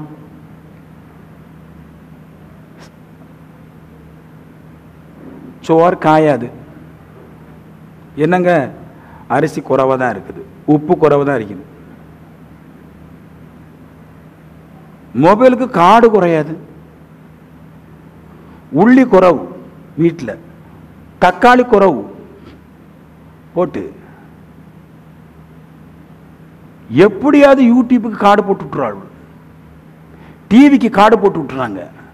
ஏன்னா எது குறைஞ்சாலும் பாவத்தை குறைக்க மாட்டோம் நாங்கள். ஆமேன். சரி, நிறைய வீட்டில் பார்த்தா கடன் 7 லட்சம் 6 லட்சம், டிவிக்கு 2 லட்சம் போட மாட்டி வச்சிருக்காங்க. எங்கே எடுத்தீங்க டிவி 2 லட்சம், மொபைல் ஐஃபோன் 12, 7, 15, 16 4 லட்சம் ரூபா, 3 லட்சம் ரூபா, கடன் 27 லட்சம் ரூபா. ஏன்னா 27 லட்சம் கொடுத்து பாவம் செய்யணுமா? ஹலோ, அப்போ பேய் வருங்க. பேயை பற்றி உங்களுக்கு பாவத்தை பற்றியும் தெரியாது, பேயை பற்றியும் தெரியாது. அதுக்கு பேர் வந்து லேகியோன்னு ஒருத்தர் இருக்கிறான். 2000 பேயான். ஒரு பேய்க்குள்ள 2000 பவர். நீ சிந்திக்கிறதே ரெண்டு தான் சிந்திப்ப. இந்த 2ஐயும் 2000 பேய் சேர்ந்து பிரிச்சுட்டு போயிடும். ஆமீன் சொல்லுங்களேன். ஜானி, ஓகே, லிங்க் பண்ணியிருக்கிறோம். எங்களோட லிங்க் ஆகுங்க. நீங்க சாப்பாட்டு பாரிஸில் சாப்பிட்டு இருக்கிறோம், லிங்க் ஆகுங்க. நானும் ஒருத்தன் கூட லிங்க் ஆகல பார்த்துட்டு இருப்பேன். ஒரு ஊராக போய் ஃபோட்டோ போட்டுருந்தான். ஸ்ரீலங்காவுக்கு போனான், டெல்லிக்கு போனான், தாஜ்மஹால் போனான், எல்லா இடத்துக்கும் போனான். நானும் சரி நல்ல நல்ல இடத்தெல்லாம் காட்டுறான், நல்ல நல்ல சாப்பாடை காட்டுறான், ஃபுட்டை காட்டுறான், நல்ல நல்ல கட்டடத்தை காட்டுறான். நேற்று சரி நம்மளுக்கு நேரம் போகணும்ல, உடம்புல அப்படி படுத்து கிடக்கும்போது இந்த மாதிரி நானும் பார்ப்பேன். பொய்யான ஊழியக்காரன் கிடையாது நான். நேரம் போது டிக்டாக் இந்த மாதிரி பார்ப்பேன். பார்க்கும்போது மக்களே, இன்னைக்கு நாம் நல்ல இடத்துல வந்திருக்கிறோம். ஜப்பான்னா என்னப்பா அப்படின்ட்டேன். ஜப்பான் இந்த இதை காட்டக்கூடாது நினச்சேன், ஆனால் காட்ட வேண்டிய சூழ்நிலைக்கு கட்டாயப்படுத்திட்டேன். அங்கே போன பின்னாடி நம்ம ஊரில் வந்து இந்த மிஷின்லாம் இருக்குது தெரியுமா, இந்த பெப்சி மிஷின்லாம் உண்டு தெரியுமா? நம்ம ஊரில் கிடையாது, வெளிநாட்டில் ஏன் கூட இருந்தவங்களுக்கு தெரியும். ஒரு காயின்ஸ் போட்டால் அங்கே ஒரு 6 வச்சுருந்தான் முன்னாடி. சாணின்னு ஒன்று வச்சுருந்தேன். சைனில் சாணி, பெப்சி, 7அப், மிரண்டா, கோகோ கோலான்னு இப்படி ஒரு 6 ஐட்டம் இருக்கு. 1 ரூபாயை உள்ள தள்ளி விட்டுட்டு பட்டன் நசுக்கணும், 10 கீழே வந்துடும். அதை எடுத்து அப்படி குடிப்போம் வேலுக்கு. இதே மாதிரி ஜப்பான்ல பெண்களும் ஆண்களும் உபயோகப்படுத்தணும் உள்ளாடையெல்லாம் இருக்குது நிறையா. அப்படி 1 ரூபாயை போட்டுட்டு தட்டுனீங்கன்னா ஒரு பால் மாதிரி வரும். அந்த பாலை ஓப்பன் பண்ணீங்கன்னா எல்லாம் பாவத்துக்கு எதுவான வச்சிருக்கீங்க. உலகம் முழுக்க இருக்குது. அதாவது நம்ம ஊர்ல ஒரு தெருவுக்கு 2 பெப்சி டப்பா கடை இருக்கு. இங்கே இல்லை, நம்ம ஊர்ல வராது அது. ஏன்னா இங்கே நிறைய திருடர்கள் இருக்கிறாங்க, அவங்களே திருடிடுவாங்க. நம்ம ஊரில் வராது, அவங்க ஊரில் இதெல்லாம் இருக்குது. நம்ம ஊரில் ஏடிஎம்மே தூக்கிட்டு போயிடுறான். பெப்சி இருந்தால் மொத்தமாக அள்ளிடுவான், விடமாட்டான். ஏடிஎம்மே அவ்வளோ செக்கிங்கில் இருக்கிற ஏடிஎம்மே பிடிங்கிட்டு போயிடுறான்னா பெப்சி கடையெல்லாம் கவனிக்க மாட்டாங்க, சும்மா விட்டுருவாங்க. ஒரு 2000 ரூபா பெப்சி கிடக்கும், அதில் என்னத்தை கவனிக்க போயிருக்கு விட்டுருவான். நம்ம ஆளுக்கு மொத்தமாக லாரி கொண்டு வந்து மொத்தமாக தூக்கிட்டு போயிடுவான், புல்ட்ரோசோர் கூட. அது ஒரு பக்கம் கேட்டு அங்கே காட்டுறான் பாருங்க. ஒரு தெருவுக்கு கிட்டத்தட்ட 100 இருக்குது. இந்த மிஷின் இருக்குது. நீ என்னத்தை போட்டாலும் பாவம் தான் வந்துட்டு இருக்குது. உங்களை சின்ன சின்னதான் உள்ள இழுக்கும். அப்புறமா அவனுக்கு யூடியூப்ல நீங்க சாப்பாட்டை போட்டீங்க, நீங்க அதை போட்டீங்க, இதை போட்டீங்கன்னா கடைசியில் உங்களுக்கு பாவத்தை கொண்டு தான் முடிக்குங்க. இங்க இது பாவ உலகம், கடைசியில் பாவத்தை கொண்டு தான் முடிக்கும். நான் என்னத்தை பார்க்குறேன்? நான் டிக்டாக் தான் பார்க்குறேன், நான் அதைத்தான் பார்க்குறேன். எங்கே பார்த்தாலும் வண்டி கடைசியில் அங்கே தான் போகும். ஆமேன்னு சொல்லுங்களேன், ஏமேன்னு சொல்லுங்களேன். அப்போ நான் சொல்கிறேன், என்னைக்கு இந்த எண்ணம் உள்ள வருதோ, நான் பெருசாக உங்களெல்லாம் ஜெபிக்க சொன்னது கிடையாது, நான் ஜெபிக்க சொல்ல போகிறதும் கிடையாது. ஆனால் காரியத்தில் கரெக்டாக இருந்தால் ஜெயிச்சிடலாம். இப்போ ஒரு பாயிண்ட் மட்டும் சொல்லி முடிச்சிடலாம், நேரம் ஆயிட்டே. ஏன்னா எனக்கு திருவிருந்து எடுக்கணும். பிரியாணி ரெடி ஆயிட்டு, முட்டைக்கறியோடு கூட வந்துருக்குது, கத்திரிக்காய் டொக்கோடு கூட வந்துருக்குது. பிரசங்கம் பண்ணும்போது நேரம் போகிற தெரியும். இந்த மாதிரி பிரசங்கம் பண்ணும்போது நேரம் போகிற தெரியாது. ஆமீன். ஒவ்வொரு ஆளுக்கு 2 பீஸ் போட்டிருக்கிறாங்க. அதனால மைண்டு ஃபுல்லாக அங்கே போகத்தான் செய்யும். ஆமீன். கொஞ்ச நேரம் இந்த வெற்றியாக வாழ்றது எப்படின்னு சொல்லட்டும் முதல்ல. ஆமீன் சொல்லுங்களா. அந்த பிரசங்கத்திலேயே மைண்டை 1 மணி நேரம் கொண்டு போயிட்டோம்னா நீங்கள் ஜெயிச்சிருங்க. ட்ரை பண்ணுறேன். கொஞ்சம் காமெடியெல்லாம் எடுத்துட்டு, காமெடி எதுக்கு சொல்லுவோம்னா, சில பேருக்கு பிரசங்கமே பிடிக்கும். சில பேர் காமெடி சொல்லும் போது அந்த வாலிய பிள்ளைகள் எந்திரிச்சு ஒரு சிரிச்சிடுறாங்க. அவங்களுக்கு கண்டு ஒரு காமெடி வச்சுக்கிட்டுறேன் நான். ஆமேன். எல்லாரும் பார்க்க வேண்டியதாக இருக்குது. ஆமேன். சரி, வெற்றிகரமாய் வாழ்ற ரகசியத்தை சொல்லிட்டு போயிடுறேன் நான். வெற்றியின் ரகசியத்தை பற்றி கொஞ்சம் பேசட்டும். 1 கொரிந்தியர் 9:27 வெற்றி எப்படி கிடைக்குது என்று சொல்றார். அவர் வார்த்தை இருக்கு, என் சரீரத்தை ஒடுக்கி கீழ்ப்படுத்துகிறேன். அவர் சொல்றாரு, பவுல் சொல்றாரு, நான் ஆகாதவனாய் போகாதபடி என் சரீரத்தை ஒடுக்கி கீழ்ப்படுத்துகிறார். அவர் சொல்றாரு, என் சரீரம் என்னை கெடுப்பதற்கு எவ்வளோ ட்ரை பண்ணுது. என் சரீரத்தோட வேலை என்னது? என் சரீரம் என்னை கெடுக்குங்க. அவர் சொல்றாரு, நான் ஆகாதவனாய் போயிடுவேன், பொருளாதாரத்தில் குறைஞ்சி போயிடுவேன், ஊழியத்தில் பேர் இல்லாமல் போயிடுவேன், வாழ்க்கையில் என்னை யாரும் மதிக்காதவனா போயிடுவேன், ஆகாதவனாய் போயிடுவேன். ஆகவே நான் ஆகாதவனை போகாதபடி என் சரீரத்தை ஒட்டிக்கு கீழ்ப்படுத்துகிறேன் சொல்றாரு. வெற்றி எங்க இருக்குன்னு, சரீரம் அப்படி இப்படி கொஞ்சம் வேலையை காட்டதான் செய்யும் இல்லையா? நம்ம சரீரமே நம்மளை பார்த்துட்டு நம்மளுக்கு இன்னும் வயசு குறையல, நம்ம நல்லா தான் இருக்கிறோம்னு இதெல்லாம் சொல்லத்தான் செய்யும். ஒரு கோட்டு போட்டா இல்ல ஒரு 10 லட்சம் ரூபாய்க்கு ஒரு நகையை போட்டா நம்மளுக்கு இளமை இன்னும் இருக்கத்தான் செய்ய சொல்லும். 2 பவுடர் மூஞ்சில போட்டா ஒரு ஃபீல் வரதான் செய்யும். அப்ப சரீரம், என்னுடைய சரீரத்தில் மேக்கப் பண்ணிட்டு கண்ணாடிக்கு முன்னாடி போயிருந்தா என் சரீரத்தை என் கண் பார்த்துட்டு சொல்லும், உனக்கு இன்னும் வயசு இருக்குடா, நல்லா ஸ்ட்ராங்கா நடன்னு சொல்லும். அப்படி சொல்லும் போது பவுல் சொல்றாரு, நான் பாவம் செஞ்சிட்டோம்னா ஆகாதவனாய் போயிருவேன், தேவனுக்கு மனுஷனுக்கு ஆகாதவனாய் போயிருவேன், ஏழையாயிருவேன், வறுமைக்குள்ளா போயிருவேன், வாதையிலும் நோய் என்னை பிடிக்கும். ஆகவே என் சரீரத்தை அடக்கி கீழ்ப்படுத்துகிறேன். பைபிள் சொல்லுது, பழைய காலத்துடைய பரிசுத்தவான்கள் தங்களுடைய ஆண் உறுப்புகள் எல்லாம் வெட்டி போட்டாங்கன்றது. இது இருந்தாதான அதை வெட்டி போட்டாங்கன்றது. அநேக பேர் தங்களை அன்னகர்கள் ஆக்கப்பட்டவர் உண்டு சொல்லுது. அநேக பேர் தன்னை அன்னகர் அழிய போல மாறினாங்க ஆண்கள் எல்லாரும். ஏன்னா ஒரு பொருள் இருந்தாதான் பாவம் செய்வோம்னா அந்த பொருள் இல்லாமே நான் வாழ்ந்து போகிறேன். அந்த அளவுக்கு தேவனிடத்துல பவரை வாங்குறதுக்கு, தேவனிடத்துல இரக்கத்தை வாங்குவதற்கு, தேவனிடத்துல நன்மைகளை வாங்குவதற்கு சரீரத்தை அடக்கி கீழ்ப்படுத்தினால் இருக்குது. வேதம் சொல்லுது, ஏன் சொன்னார், உன் கண் இடரல் உண்டாக்குனால் அதை பிடுங்கி போடு. கண்ணு சில நேரத்தில் ஒரு மாதிரி வரும். ரசிக்கப்படுறதுக்கு மட்டும் நல்ல பாவ படங்களால் பார்த்துட்டு ஒரு மாதிரி வரும் கண்ணு. இவர் சொல்ற பிடுங்கி போடுன்றாரு. உன் சரீரத்தை அடக்கி கீழ்ப்படுத்துற சரீரத்தில் ஒண்ணு கண்ணு, அது அடக்கி உருவன்றாரு. சில கை ஒரு மாதிரி வரும், சொல்றாரு கையை முறிச்சு போடுன்றாரு. ஒரு சில கால் ஒரு மாதிரி வரும், சில பேருக்கு படக்ஸ் ஒரு மாதிரி வரும், இருக்க முடியாது, வீட்டுக்குள்ள 4 மணி நேரம் ஒரு மாதிரி வரும், அடிச்சு கீழ் படுத்துன்றாரு. நான் சொல்றேன், காலை வெட்டி போடு, சங்கிலில கட்டு, உன் சரீரத்தை கீழ்படுத்துன்றாரு. நீ அப்போது ஆகிறவனாய் மாறி போவாய். எல்லாருக்கும் உன்னை பிடிக்க ஆரம்பிக்கும், எல்லாரும் ஓண்ட ஓடி வருவான். வெற்றி எங்க இருக்குதுன்னா வாயில இல்லைங்க, வெற்றி உன் சரீரம் பாவத்தில் விழாதபடி அடக்கி ஒடுக்கிறதுல இருக்கின்றாரு. வெற்றி வர ஆரம்பிக்கும். இப்படிப்பட்ட மனுஷனை தேவன் பார்க்கிறார். இது மிகுந்த உகந்த பலன்றது வேதம். இதுதான் முக்கியமானதுன்றாரு. தேவனுக்கு நான் எத்தனை கோடிகள் கொடுத்தாலும், வாயினால் எவ்வளவு பாட்டு பாடினாலும், என் சரீரத்தை தேவனுக்கு அடக்கி ஒடுக்கி ஜீவ பலியாக பரிசுத்த பலியாக கொடுக்கிறதா தேவனுக்கு மிகுந்த பிரியம்ன்றாரு.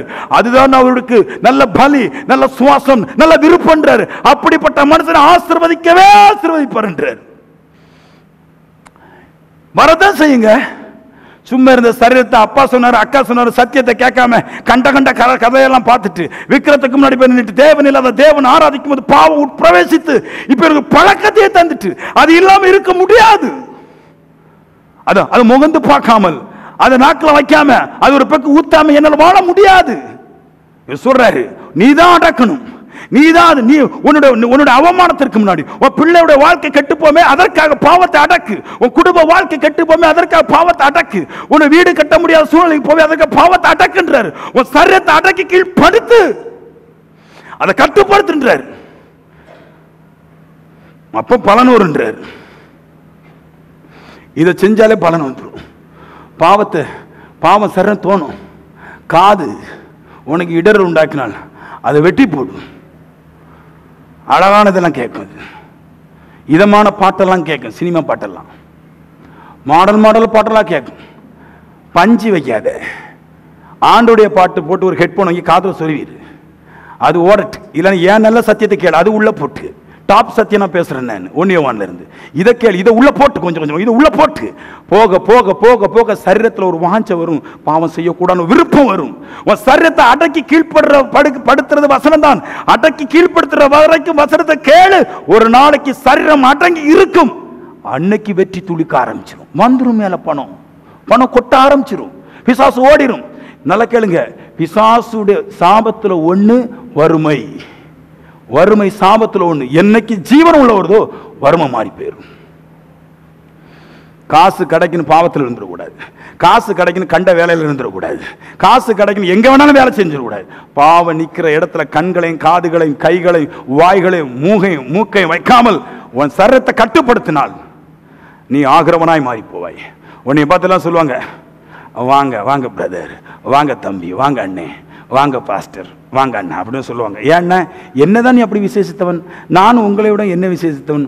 75% உங்களை பார்க்கல என் சரீரத்தை அடக்கி கீழ்ப்படுத்தி தேவ சமூகத்தை கட்டி வச்சிருக்கிறேன். வேற ஒன்றும் கிடையாது, வேற ஒன்றும் கிடையாது. உங்களுக்கு எனக்கு என்னங்க வித்தியாசம்? என்னோட நீங்க எல்லாரும் அழகா இருக்கிறீங்க. எனக்கு முட்டை பிரசங்கம் பண்ணும்போது கோட்டு மட்டும் போட்டிருக்கேன், நல்ல பிரெஞ்சு பிச்சு, கருப்பு கலர் தாடி தான் உங்களுக்கு, இங்கே எல்லாம் ஒயிட்டு. ஆனா உங்களுக்கு எனக்கு என்ன வித்தியாசம்? என் சரீரத்தை கீழ்ப்படுத்துவதற்கு நான் கற்றுக்கொண்டேன். நான் தேவ சமூகத்தில் இருப்பேன். நான் பசியோ பட்டினியோ பஞ்சமோ கஷ்டமோ பாவங்களோ எது வந்தும் நான் குறிப்பிட்ட டைமை தாண்டி அதுக்குள்ளாக என்னை இழுத்துட்டு போக முடியாது. இந்த உலகத்தில் எந்த பிசாசும் நான் தேவனுக்கு பொருத்தனை பண்ணி கொடுத்திருக்கிற டைம்ல இருந்து என்னை 1 இன்ச்சு இழுத்துட்டு போக முடியாது. அவ்வளவு ஸ்ட்ராங்காட்டு என் சரீரத்தை அடக்கி கீழ்படுத்துறதுனால நான் உங்களை பார்க்க விசேஷித்தவனாய் பணக்காரனாய் மாறுகிறேன். அங்கே இருக்கிறேன். நான் சொல்லுவேன், விடிய காலமே வந்து இருந்துட்டு சாயந்தரம் 3 மணி வரைக்கும் இதே வெக்கையில் இருப்பேன். வெக்க, பசி, அல்சர், யூரின் பிரச்சனை, சுகர் பிரச்சனை, முதுகு வலி, பிள்ளை பிரச்சனை, மனைவி பிரச்சனை, எல்லாருக்கும் சொல்லிடுவேன். நீங்களே பார்த்துக்குங்க, 3 மணிக்கு மேலே ஃபோனை போடுங்க. ஏன்னா இந்த சரீரம் தேவ சமூகத்தை விட்டு கட்டப்பட்டதாகவே கடைசி வரைக்கும் சாவர வரைக்கும் சரீரம் கட்டப்பட்டவைகளாக சாகட்டும். நான் செத்தாதான் என் பிள்ளைங்களும் சபையும் வளரும்னா நான் சாக ரெடின்றேன். நான் பாவத்தை விட்டாதான் என் குடும்பம் நல்லா வரும்னா நான் விடுறதுக்கு ரெடின்றேன். நான் சொல்றேன், பாவத்தை என்னைக்கு விடுறியோ உன் குடும்பத்தில் தாவீதின் வேறுமானவர் முளைக்க ஆரம்பிப்பார், துளிர்விட ஆரம்பிக்கும், அற்புதங்கள் உண்டாகும். இன்னும் கொஞ்சம் பண்ணிட்டு போயிடுறேன், என்னோட பிரசங்கத்தை பண்ணிட்டு முடிக்காம போக முடியாது. ரோமர் 12க்கு போம், 2 இல்லையா? அது அழகா இருக்கு. 12:1-2 நீங்கள் உங்கள் சரீரங்களை பரிசுத்தமும் தேவனுக்கேற்ற பிரியமான ஜீவ பலியாக ஒப்பு கொடுக்க வேண்டும் சொல்றாரு. நல்லா கேளுங்க, ஜீவ பலினா என்ன அப்படின்னா, உங்க ஜீவ பலி பழைய காலத்தில் கொடுப்பாங்க, முழு ஆடையும் தேவனுக்கு அறுத்து கொடுப்பாங்க. அப்படின்னா அந்த ஆடுல ஒரு முடியில இருந்து கால் பகுதியோ மூக்கு பகுதியோ தலை பகுதியோ ஒரு முடி உதிர்ந்து போயிருக்காது, ஒரு முடியில அழுக்கு இருக்காது. அதுதான் ஆடு. அந்த ஆடை முழுசாட்டு தோல்ல இருந்து முடி வரைக்கும் தேவனுக்கு அறுத்து பலி கொடுப்பாங்க. அதான் ஜீவ பலி. அதை பரிசுத்தமா கொடுப்பார்கள் இல்லையா, ஆட்டுடைய சரீரத்தை. அப்படி போல உங்க சரீரத்தை ஒரு பாவம் இல்லாமல், தலையிலிருந்து பாதம் வரைக்கும் ஒரு பாவம் இல்லாமல் உங்க சரீரத்தை தேவனுக்கு ஜீவ பலியாக, பலின ஒன்னு காணிக்க சொல்லலாம், இன்னொன்னு பலிங்கிறது அறுக்கப்படுவது. அதாவது இந்த பூமிக்குரிய வாழ்க்கைக்கு சம்பந்தம் இல்லாத ஒரு சூழல், இந்த பூமிக்கு உரிய வாழ்க்கைக்கு சம்பந்தம் இல்லாத சூழலுக்கு உங்க சரீரத்தை தேவத்துக்கு ஒப்பு கொடுத்துட்டா, இப்ப சொல்றாரு அது தேவனுக்கு பிரியமான பலின்றாரு. அப்பா இந்த ஒண்ணு போதும், ஜெயிச்சிடலாம். ஆமீன் சொல்லுங்களேன், ஜெயிச்சிடலாம். நீ படிக்கிற கேட்கிற படிப்பை கர்த்தர் தரும், நீ கேட்கிற சுகத்தை கர்த்தர் உனக்கு தரும், நீ உன் கையின் பிரயாசம் ஆசீர்வதிக்கப்படும். என் சரீரம் தான் பிரச்சனை. பாருங்களேன், பைபிளை சொல்லும் உன் வீட்டாரே உனக்கு சத்துரு. நான் பைபிளை அதிகமாக கற்றுட்டு சொல்றேன், உன் சரீரமே உனக்கு சத்துரு. உன் சரீரத்தை என்னைக்கு கீழ்படுத்துறியோ ஜெயம் வந்துடும். அப்படி சொல்லிக்கிட்டு சொல்லுவார், இந்த உலகத்துக்கு இந்த பிரபஞ்சத்துக்கு ஒத்த வேஷம் தெரியாமல், அப்படி ஒரு வார்த்தை இருக்கு. இந்த பிரபஞ்சத்தினுடைய வேஷம் தான் என்னங்க, இதை சொல்லிட்டு முடிச்சிடுறேன். இந்த உலகத்துடைய பிரபஞ்சத்துடைய வேஷம் என்ன உங்களுக்கு தெரியாது, நான் சொல்றேன். இந்த உலகத்துடைய பிரபஞ்சத்துடைய வேஷம் என்ன, ஜெபத்தில் அடங்கி இருக்கிறது. அதாவது நான் குடிப்பேன், நான் ஜெபம் பண்ணுவேன், மாதா எனக்கு தரும். நான் குடிப்பேன், நான் ஜெபம் பண்ணுவேன், கடவுள் எனக்கு தரும். நான் குடிப்பேன், நான் ஜெபம் பண்ணுவேன், பரிசுத்த ஆவி எனக்கு தருவார். நான் நல்லா சண்டை போடுவேன், ஜெபம் பண்ணுவேன், எனக்கு தரும். இதுதான் உலகம் சொல்லுது. நாங்கள் ஜெபம் பண்ணி வாங்கிக்கிடுவோம் அப்படின்னு சொல்கிறாங்க. ஏன்னா அவங்க என்ன பாவம் செஞ்சாலும் அவங்க கேட்டால் கிடைக்குன்றாங்க. இதுதான் உலகத்துடைய வேஷம். இவர் சொல்றாரு, உலகத்துக்கு ஒத்த வேஷம் நீ தெரியாத, உனக்கு வேண்டாம். பிரபஞ்சத்துடைய ஒத்த வேஷம் வேண்டாம். அப்படியே என்ன பாவம் செஞ்சுட்டு கம்பி எடுத்து 4 வாலிய மார்க்கம் மண்டையில் போட்டுட்டு கிளவி அந்த ஜோமாலை எடுத்து உருட்டுனா மாதா கொடுக்குன்றது. இதுதான் உலகத்துடைய பிரபஞ்சத்துடைய வேஷம். வேஷம் இல்லையா? வேஷம்னா தெய்வ சாயலை காமிக்கிறாங்களே. தெய்வம் கிடையாது. வேஷம்னா தெய்வத்தை போல ஒரு வேஷம். நாமள வந்து காமராஜர் மாதிரி வேஷம் போட்டிருக்கிறேன். இந்த மாதிரி இயேசு தெய்வத்தை போல ஒரு வேஷம் காட்டுறாங்க. அந்த வேஷத்தில் முக்கியமான பகுதியை எடுத்துருவாங்க. ஜீவ பலியாக சரீரத்தை தேவனுக்கு கொடுக்கறதை எடுத்துருவாங்க. அதாவது அவங்க ஜெபத்தில் தெய்வீகத்தை போல காமிப்பாங்க, ஆனா பாவத்தை போக்க மாட்டார்கள். ஏன்னா அது வேஷம் தான், ஒரிஜினல் இல்லை. ஒரிஜினல் வேணும். ஒரிஜினல் என்னதுன்னா ஜெபம் முக்கியம் கிடையாது. ஜெபம் பண்ணும்போது இந்த உலகமானது பாவத்தை விரும்பி ஜெபிக்குது. நீ பாவத்தை விலக்கி ஜெபிக்கும் போது நீ உலகத்தை விட்டுட்ட. உலகங்கிறதே பாவம் தான். இந்த பாவத்துக்கு வேஷம் தெரியாமல் நீ உலகத்தை விட்டுட்டு இப்போ உன் சரீரத்தை அடக்கி ஆண்டுட்டேன்னு அப்பா இப்போ சொல்றாரு, என் நாமத்தினால எதை கேட்டாலும் நான் உனக்கு தருவேன். இவனுக்கு தான் சொன்னார், என்ன வேணும் உனக்கு, என்ன வேணும் ஏன்டா கேளு. பட் இந்த உலகம் போற மாதிரி போகாத, இந்த உலகத்தை போல நீ போகாத. அதை குடிச்சிட்டு வந்துட்டு குடிச்சவன் வந்து கொடியேற்றுவான். கொட்டடிக்கிறவன்னு பார்க்கணுமே, ரகர ரகர ரகர ரகர குடி போதல் அடிப்பான். நீ அப்படியே ஆகக்கூடாது. நீ சபையா இருக்கட்டும், பலிபடமா இருக்கட்டும், உன் சரீரத்தை பாவம் இல்லாதபடி பாதுகாத்து பாதுகாத்து பாதுகாத்து வந்து என்ன நோய் என்னங்க நோய், சாபம் என்னங்க சாபம். உன் இருதயத்தின் பெரியவராயிருந்து சகலத்தையும் அறிந்திருக்கிற தேவன் உன் நோய்களையும் பேய்களையும் வாதைகளையும் தரித்திரத்தையும் போக்கவும் அறிந்திருக்கிறார். அவர் எல்லாவற்றையும் நிறைவேற்றி உனக்கு தருவார். Jesus name. ஆமென்.